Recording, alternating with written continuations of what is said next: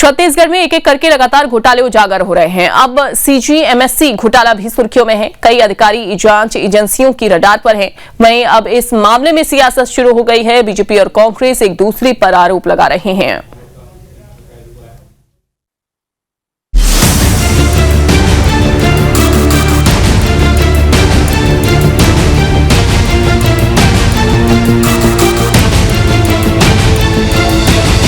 छत्तीसगढ़ में एक और घोटाले की आंच आने के बाद उसकी जांच तेज हो गई है। अब प्रदेश में घोटाले को लेकर सीजीएमएससी यानी छत्तीसगढ़ मेडिकल सर्विसेज कॉर्पोरेशन सुर्खियों में है। घोटाले का जो मामला सामने आया है उसके अनुसार छत्तीसगढ़ मेडिकल सर्विसेज कॉर्पोरेशन ने कम कीमतों में उपकरण को महंगी कीमत में खरीदा है।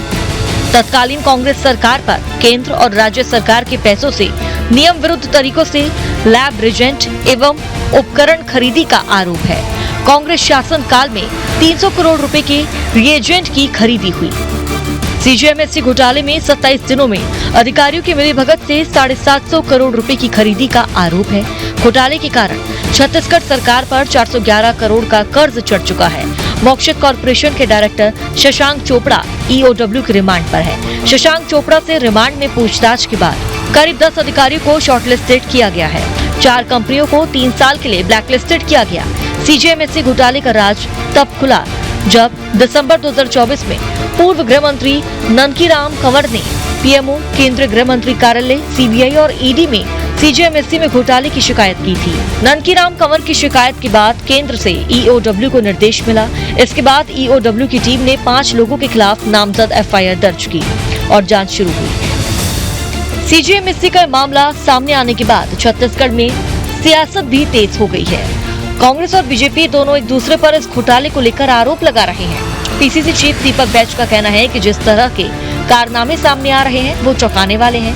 यदि सीजीएमएससी घोटाले की जांच अच्छे से कराई जाए तो ये प्रदेश के सबसे बड़े घोटाले में से एक होगा। देखिए, सीजीएमएससी में तो लगातार इस सरकार में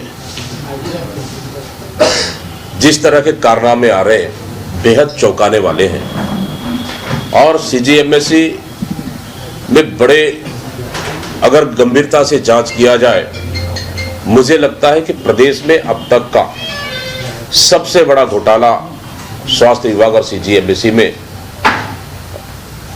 निकलेगा।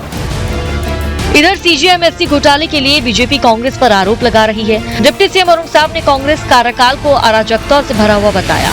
उन्होंने कहा कि सारी अव्यवस्था कांग्रेस के कार्यकाल में हुई।